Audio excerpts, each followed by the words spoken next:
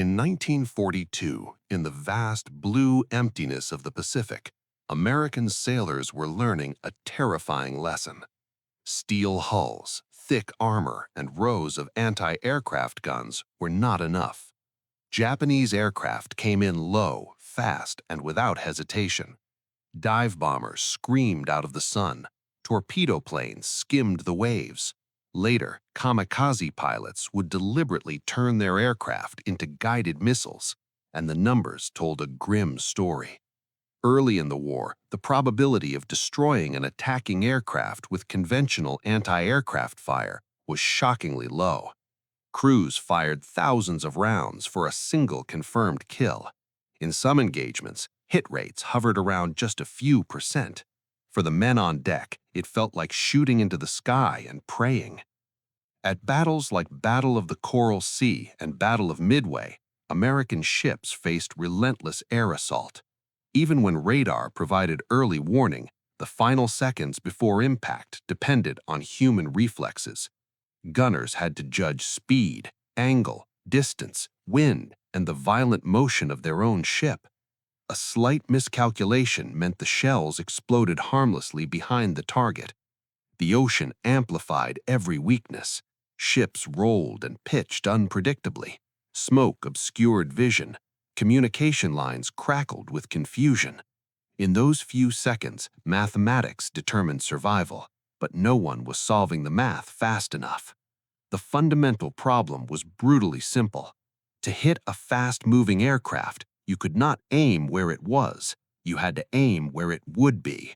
That required calculating lead, the precise offset ahead of the target, adjusted for speed, trajectory, and gravity. In theory, it was physics. In practice, it was chaos. A dive bomber descending at hundreds of miles per hour gave a gun crew only moments to react. Under stress, even well-trained sailors reverted to instinct, tracking the plane directly instead of leading it properly. The result was a sky filled with bursting shells and an enemy that kept coming. As the war intensified in 1943 and 1944, the threat evolved. Japan, facing mounting losses, increasingly relied on suicide tactics. The word kamikaze would become synonymous with sudden, explosive death. During the Battle of Leyte Gulf, the largest naval battle in history, waves of attackers targeted American ships with deliberate crashes.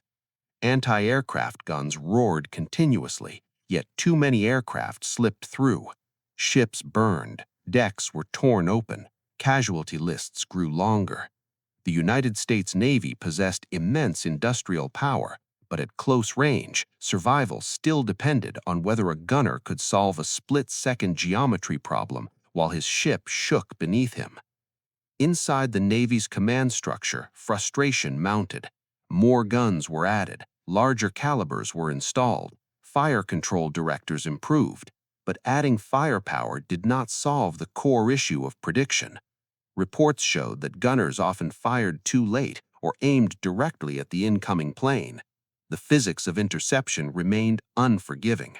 A fighter traveling 300 miles per hour moved nearly 440 feet per second. In the time it took a shell to reach altitude, the aircraft had already shifted position dramatically. Without precise lead calculation, the odds favored the attacker.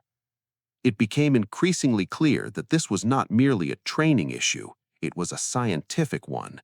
The Navy needed a way to mechanically compute lead in real time, compensating for motion faster than the human brain could manage. Radar helped detect threats, but it did not guide individual gun barrels in the final seconds. Something smaller, faster, and more intuitive was required. Something that could sit directly in front of a gunner and translate motion into mathematics instantly. The urgency was existential. By 1944, American forces were pushing closer to Japan's home islands. The closer they advanced, the more desperate and determined the resistance became. Intelligence estimated that future invasions would face even heavier air attacks. If anti-aircraft effectiveness did not improve dramatically, losses could become catastrophic. Industrial superiority would mean little if ships could not defend themselves from the sky. In Washington and within naval research circles, conversations shifted tone. Instead of asking how to build more guns, officials began asking how to make every shot count. The solution would have to be compact, durable, and simple enough for a 19-year-old sailor to use under fire. It would need to absorb complex variables, speed, angle, roll, acceleration, and output a single, clear aiming point. Most importantly, it had to work not in a laboratory, but in salt spray, smoke, and battle. Some officers doubted such a device was even possible. The mathematics required continuous mechanical computation. Gyroscopes, gears, and optics would have to function seamlessly together. The slightest calibration error could mean disaster. And yet, without a breakthrough, the status quo guaranteed continued losses. The Pacific War was becoming a contest not only of ships and planes, but of engineering imagination. By late 1943, the Navy made a critical decision. They would turn to civilian scientists and engineers, men who understood motion, physics, and precision instruments at a level far beyond standard naval training. Universities and laboratories across the United States were already mobilized for war research. Somewhere among them might be a mind capable of transforming anti-aircraft defense from reactive guesswork into predictive science. What the sailors on those rolling decks did not yet know was that far from the sound of gunfire, in quiet laboratories filled with spinning rotors and oscillating instruments, a radical idea was forming. An idea that many would initially dismiss as unrealistic, an idea that would attempt to compress advanced physics into something a gunner could hold in his hands. The crisis at sea had exposed a deadly weakness. Now the race to solve it was about to begin. While American ships fought for survival across the Pacific, a very different battle was unfolding in classrooms and laboratories thousands of miles away. The United States had mobilized not only soldiers and sailors, but physicists, mathematicians, and engineers. Universities were no longer just centers of learning. They had become weapons factories of the mind. Among them stood the Massachusetts Institute of Technology, where a professor named Charles Stark Draper was already obsessed with a problem most naval officers barely understood: motion. Draper was not a traditional weapons designer. He was an aeronautical engineer, fascinated by gyroscopes, stabilization, and how machines could sense orientation in space. Before the war, he had focused on aircraft instrumentation, devices that allowed pilots to know their position even when visibility vanished. He believed that machines could calculate motion faster and more reliably than humans. When the Navy's crisis reports began circulating, documents describing abysmal anti-aircraft hit rates and the inability of gunners to properly lead their targets, Draper saw something others missed. This was not just a training failure, it was a mechanical computation failure. At the heart of the problem was prediction. A human brain, under stress, could not consistently compute where a diving aircraft would be by the time a shell arrived, but a spinning gyroscope, governed by the laws of physics, could sense angular motion instantly. Draper believed that if he could harness gyroscopic principles inside a compact gunsight, the device itself could generate the correct lead angle automatically. Instead of aiming directly at an aircraft, the gunner would simply keep the target centered in a reticle. The internal mechanism would shift the aiming point to where the plane was going, not where it was. To many Navy officials, the idea sounded unrealistic. Mechanical computers existed. Large fire control systems already helped battleships aim heavy artillery, but they were bulky, complex, and required teams of operators. Draper was proposing something radically smaller, a compact unit mounted directly on anti-aircraft guns. It would need to endure recoil, salt air, vibration, and rapid motion. It would have to be simple enough for minimally trained sailors to operate instinctively in combat. Some officers reportedly described the proposal as insane. The physics was sound, the practicality seemed doubtful. But Draper was relentless. Inside his laboratory at MIT's Instrumentation Laboratory, prototypes began to take shape. The core of the design relied on a pair of spinning gyroscopes. When the gunner tracked a moving aircraft, the gyroscopes sensed the rate of angular change. Through a carefully arranged system of gears and linkages, that motion translated into a predictive aiming offset visible through the sight. In effect, the device performed real-time analog computation. It transformed movement into mathematics without requiring the operator to think about equations. Early tests were imperfect. Calibration drifted, mechanical friction introduced errors. The site had to account for different aircraft speeds, meaning adjustable settings were necessary. Engineers debated how much complexity could be added without overwhelming the user. Draper insisted on balance, scientific precision combined with battlefield simplicity. He spent long hours refining tolerances, reducing weight, and strengthening components. This was not just engineering, it was adaptation under pressure. Meanwhile, the war intensified. Reports from the Pacific grew more alarming, especially as kamikaze attacks escalated in 1944. Ships required immediate improvement in close-range air defense. The Navy's Bureau of Ordnance began to take Draper's project more seriously. Demonstrations were arranged. In controlled tests, gunners using the experimental site showed noticeably better tracking accuracy against moving targets. Instead of guessing lead, they followed the aircraft smoothly. The device did the rest. Skepticism did not disappear overnight. Some officers worried that adding mechanical complexity would slow down crews. Others questioned whether gyroscopes could withstand continuous combat conditions. Draper countered with data. Repeated trials showed consistent improvement. Even modest increases in hit probability could mean the difference between a damaged ship and a sunk one. In war, a few percentage points translated into lives saved. There was also a philosophical shift underway. For generations, marksmanship had been viewed as an art, a skill honed through experience and instinct. Draper's invention suggested that science could augment instinct. The gunner was no longer alone against the sky. He had a mechanical partner, calculating invisible trajectories at every second. It was a fusion of human reflex and machine precision. By late development stages, the device had a name, the Mark 14 gyroscopic gunsight. Compact, rugged, and surprisingly intuitive, it represented something larger than its physical size. It embodied the idea that engineering innovation could directly alter battlefield outcomes. When mounted on anti-aircraft platforms, it promised to convert chaotic tracking into controlled interception. For Draper, the project was more than a wartime assignment. It was proof that applied physics could solve life-or-death problems. For the Navy, it was a gamble on unconventional thinking.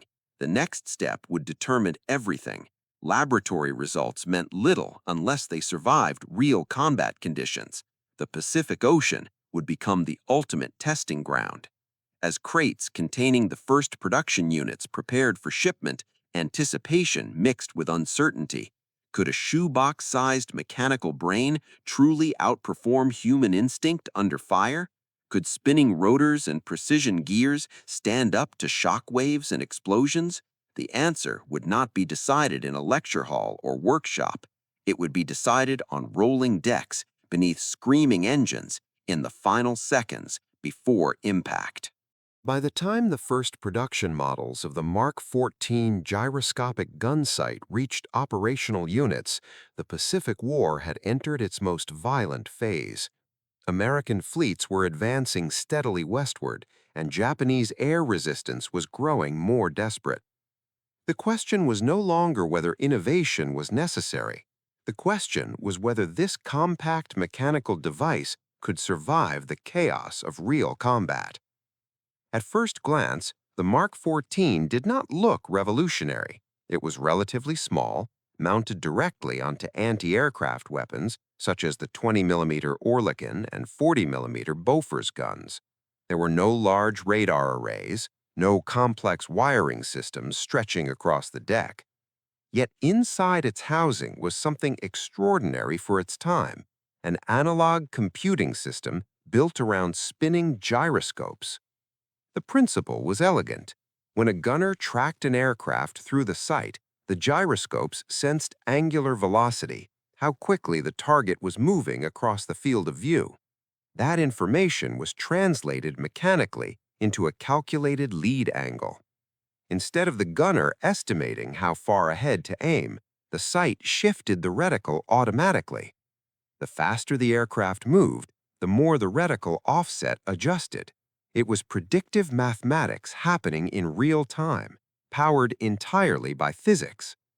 To use the sight, the gunner selected an estimated target speed using a simple dial. That single input allowed the device to tailor its internal computation. Then the operator simply kept the aircraft centered within the sight's ring. The gyroscopes, spinning at high speed, reacted instantly to changes in motion. Through a carefully engineered gear system, that motion translated into a deflection of the aiming point. The result was intuitive: follow the target smoothly, and the machine handled the lead. In earlier engagements, gunners often fired in bursts while trying to walk their tracers onto a moving aircraft. Under stress, many aimed directly at the nose of the incoming plane. The Mark 14 changed the psychology of engagement. Instead of panic-driven correction, it encouraged steady tracking. Sailors reported that the sight made them feel less like guessers and more like hunters anticipating their prey. Of course, theory meant little without proof. The Navy subjected the gunsight to extensive testing. Live fire exercises against towed aerial targets revealed measurable improvements. Gunners achieved higher hit percentages compared to conventional reflector sights. The improvement was not subtle. Reports indicated that accuracy in some scenarios increased dramatically, particularly against crossing targets, historically the most difficult to hit. Durability tests were equally important. Anti-aircraft guns produced intense recoil and vibration. Salt air corroded metal quickly. The sight had to maintain calibration despite shock waves from nearby explosions. Engineers reinforced internal components and refined tolerances to reduce drift. The device proved resilient. It functioned in heat, humidity, and the relentless motion of open sea conditions. Then came combat validation. During late war operations, including the brutal campaign surrounding the Battle of Okinawa, American ships faced some of the heaviest kamikaze assaults of the war. Japanese pilots dove deliberately into vessels, sometimes approaching at low altitude to evade radar detection. Reaction time was minimal. In these conditions, every second mattered. Ships equipped with the Mark 14 reported improved defensive effectiveness. Gunners could engage targets earlier and maintain accurate tracking throughout the aircraft's approach. The sight's predictive capability was particularly effective against high-speed diving attacks. Instead of trailing behind the target, shells increasingly intersected the aircraft's flight path. In a war where survival often hinged on a single successful interception, that improvement carried enormous weight. Statistics from late war engagements reflected this shift. While exact percentages varied depending on conditions, after-action reports showed noticeable increases in hit probability when gyroscopic sights were widely deployed. Anti-aircraft fire became more lethal and more efficient. Instead of expending vast quantities of ammunition with minimal results, ships began achieving more consistent neutralizations before attackers reached critical distance. The psychological impact was just as significant as the statistical one. Confidence spread among crews. Sailors trusted the device. Instead of feeling helpless against screaming dive bombers, they felt equipped with an edge grounded in science. The sound of anti-aircraft guns still filled the sky, but the chaos had structure now. The invisible geometry of interception was no longer guesswork. What made the Mark 14 revolutionary was not that it replaced human skill, it amplified it. The gunner still needed awareness, steady hands, and courage under fire, but the sight removed the most complex variable, instantaneous predictive calculation.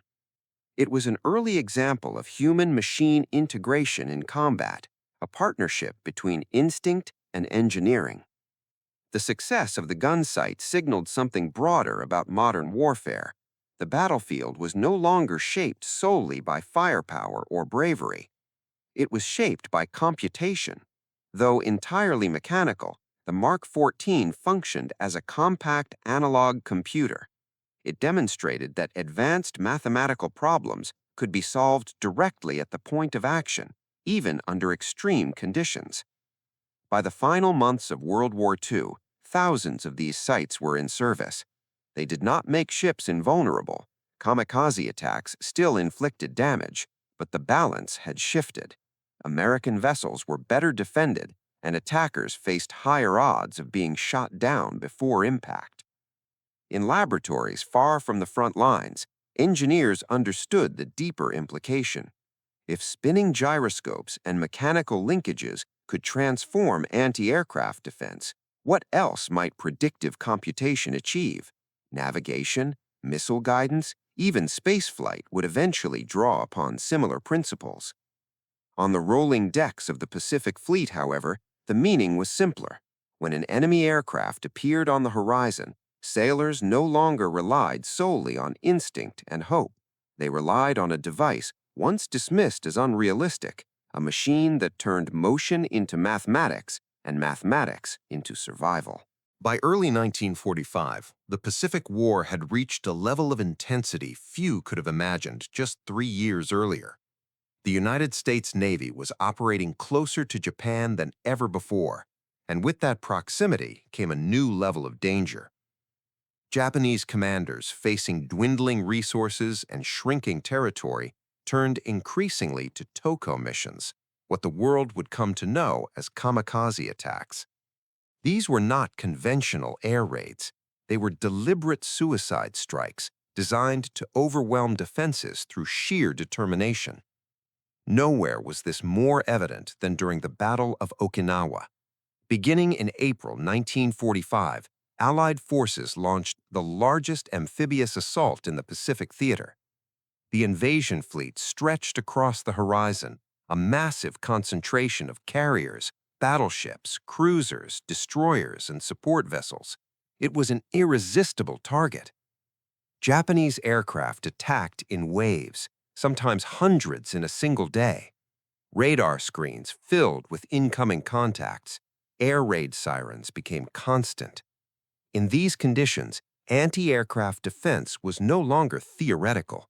It was survival measured in seconds. Destroyers stationed as radar picket ships bore the brunt of the assault. Positioned miles from the main fleet to provide early warning, they were often the first and most exposed targets.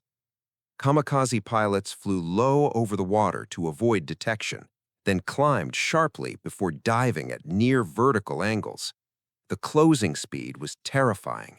From initial visual contact to impact could be less than a minute. This was the proving ground for the Mark 14 gyroscopic gun sight.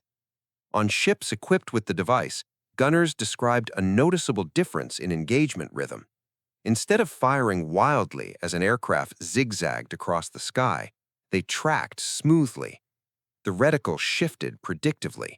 The sight compensated for crossing angles and rapid dives. Where older reflector sights required instinctive guessing, this system rewarded steady pursuit. After-action reports from the Okinawa campaign reveal how crucial those improvements were. American ships faced nearly 2,000 kamikaze sorties during the operation. Dozens of vessels were sunk, and many more damaged. Yet defensive firepower was far more effective than earlier in the war. Anti-aircraft batteries created dense layers of fire at varying altitudes. The integration of radar direction, proximity fuses, and gyroscopic gun sights produced a defensive network far more lethal than anything Japanese planners had encountered in 1942 or 1943. The Mark 14 was particularly effective against crossing targets, aircraft that approached at angles rather than directly head-on.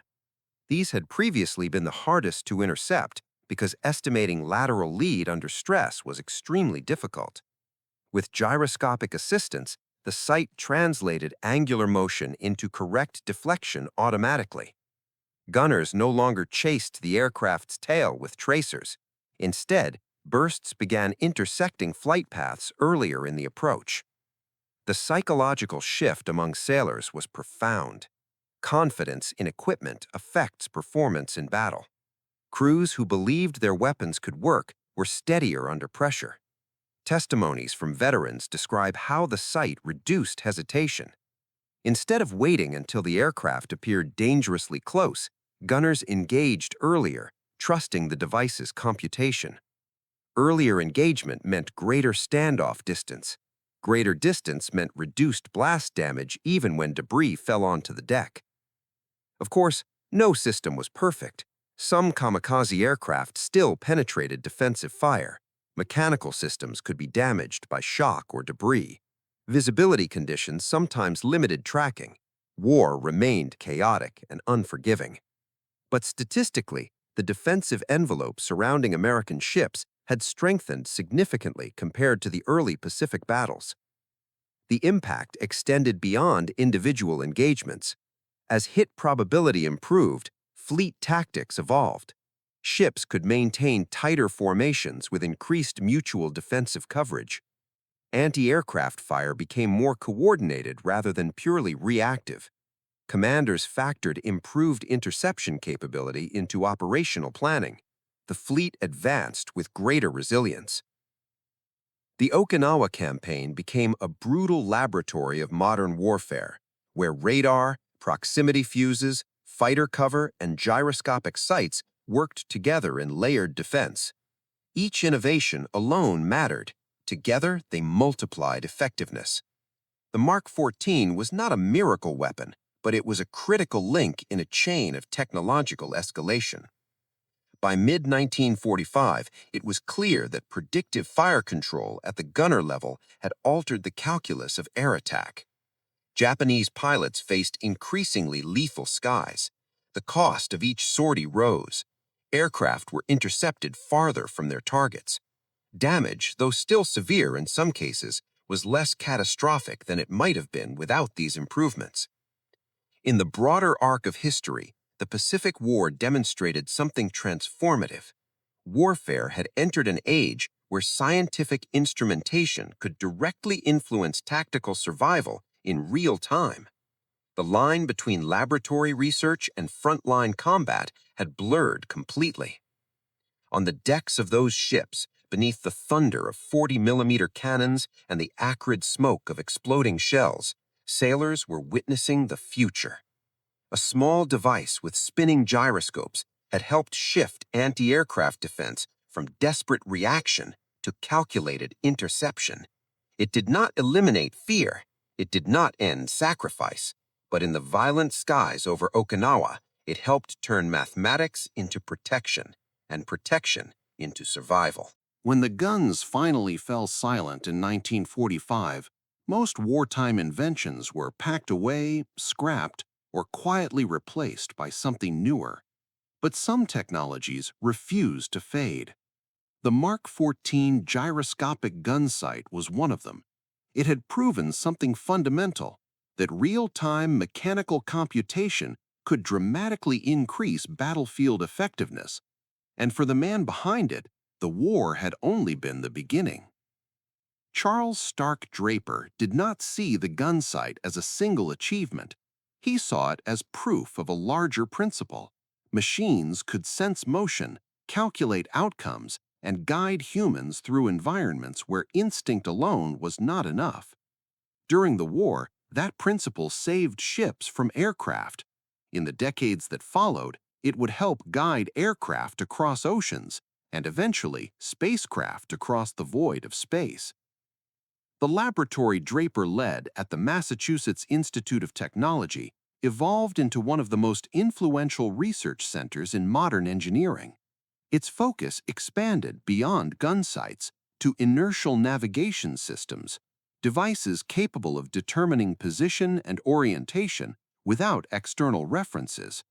Just as the Mark 14 calculated lead angles based on motion, inertial navigation systems calculated location based on acceleration and rotation.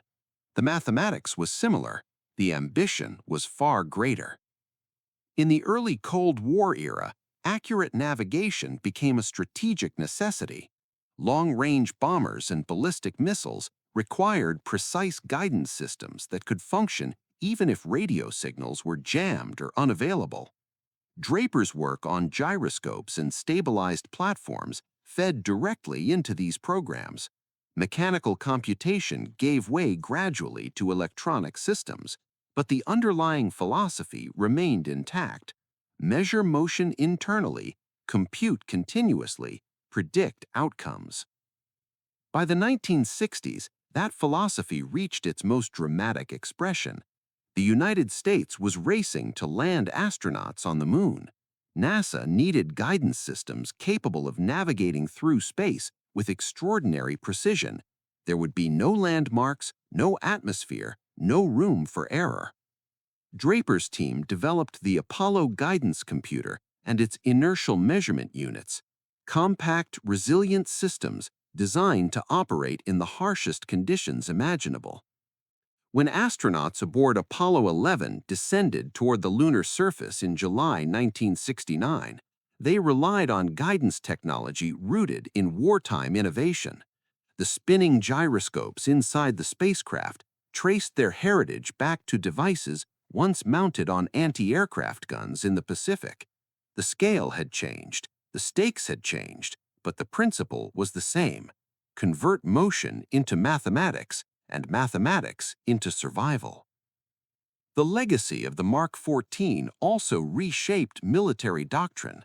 Modern fire control systems, missile guidance platforms, and targeting optics all reflect the integration of computation at the point of engagement. Digital processors eventually replaced gears and rotors, but the idea that prediction could be automated became foundational. Today's precision-guided munitions, radar tracking arrays, and aircraft stabilization systems all descend from that early fusion of gyroscopes and optics. Yet perhaps the most important impact was philosophical. Before World War II, many aspects of combat were treated as matters of training, bravery, and volume of fire. After the war, it became undeniable that engineering innovation could decisively alter outcomes. The Mark 14 did not win the Pacific War alone, but it represented a shift toward scientifically amplified effectiveness, a force multiplier born not from bigger weapons, but from smarter ones. For sailors who survived kamikaze assaults, the device's significance was simpler. It meant one more plane destroyed before impact, one more explosion pushed farther from the hull, one more chance to see another sunrise. Tens of thousands of lives were influenced by incremental improvements in probability, small mechanical adjustments that tipped the balance between destruction and defense. Charles Stark Draper would later be called the father of inertial navigation. His laboratory would spin off into what became Draper Laboratory, continuing advanced research in guidance and control systems long after the war. But the origins of that legacy trace back to a moment of crisis when anti-aircraft guns could barely hit their targets and a professor refused to accept that limitation as permanent. The story of the Mark 14 is not merely about a gun sight. It is about the transition from intuition to computation in modern warfare. It is about how a compact, rugged device changed the confidence of sailors under fire. And it is about how the mathematics of survival, once confined to rolling decks in the Pacific, ultimately helped guide humanity beyond Earth itself. In the end, the so-called insane idea was neither reckless nor realistic. It was ahead of its time, a reminder that in moments of desperation, the most powerful weapon may not be louder artillery or thicker armor, but a better calculation.